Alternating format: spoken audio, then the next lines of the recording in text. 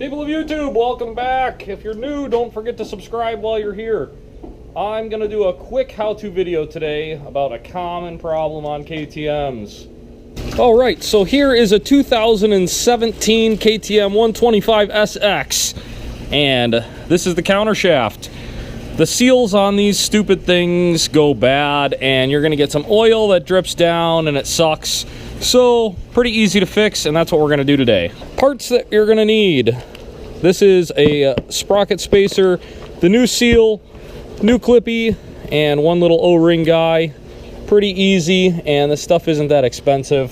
So all this stuff is under $30 from Rocky Mountain ATV Motorcycle online goodness. They don't pay me to say that, just throwing that out there. Easy place to get parts, so let's dig into this pig. Alright, so the first thing we're going to take off is this guy right here, and it is a T30 Torx bit. Nice and easy, she'll come off. So once you take this bolt out here, you can just kind of pull this up and out of the way. You don't need an insane amount of room. Then we're going to get in here with the old pliers and take this clip off. Now we should be able to just pull this right off here. Alright, excellent. Some bikes you might have to take the chain off. I didn't really want to do that because, well, it's just more unnecessary work. Alright, boys and girls, we are into her now. So next step is to take off the sprocket spacer. That is this guy right here. Just pulls right out. Now when it comes to the seal, there's several ways that you can take it out. They sell a special tool.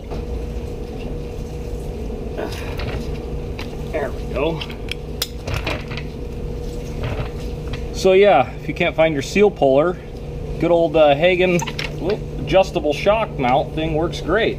Alright, I'm hoping that you guys can see in there. Sorry, it gets dark at 4:30 because they changed the clocks, but yeah, if you look carefully, there is an O-ring in there. So we need to get that O-ring out.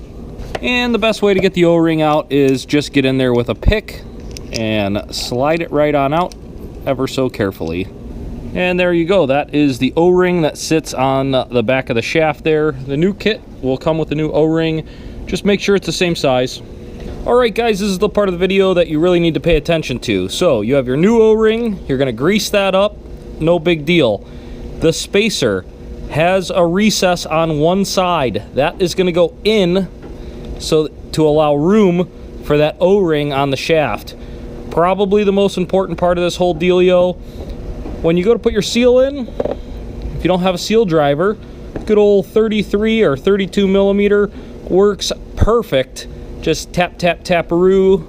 We're going to try to get it in nice and even like. Alrighty tighty, we're going to put some grease on this O-ring. That slides right on there. You can just take a screwdriver and push it back into its little groove. And the spacer, like I said, the little groove inlet part goes in just so that gives room for that O-ring there. Alright, now we're going to take some grease and put it on the seal, on the inner side and the outer side, so it'll just snug in there. Alrighty guys, so the seal, I'm just going to push in gently, just so it sticks. Make sure we're all lined up.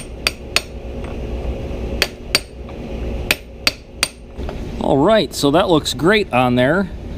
Now I just got to put the sprocket back on and the clip, and we're done. Now, the hard part, putting the chain back on without just destroying your fingers. There we go. Alright, so got the clip back on. We'll pull this bad boy back down into place. Put this bolt back in here. Alright guys, I hope this quick how-to helped you. All these bikes are pretty much the same. The bike that we were working on today was a KTM 125 SX. Some of the other models, like I think the 300 has a nut, but it's really all simple stuff. Bummer I couldn't find my seal puller, but that's okay because little Hagen shock tool worked perfect. Another thing to keep in mind, if your seal has been leaking, check your oil, and probably just change your oil while you're at it, because it's going to be a little bit low. These dirt bikes do not hold very much transmission fluid, and you do not want it to be running low. Oil's cheap, cheap, cheap, cheap, cheap. So always keep that in mind. Do more service than you need to. It will save you money in the long run. But if you are new and you like motorcycles and three-wheelers and vintage crap and all that junk, please subscribe to my channel while you're here, and we'll see you tomorrow on the next one.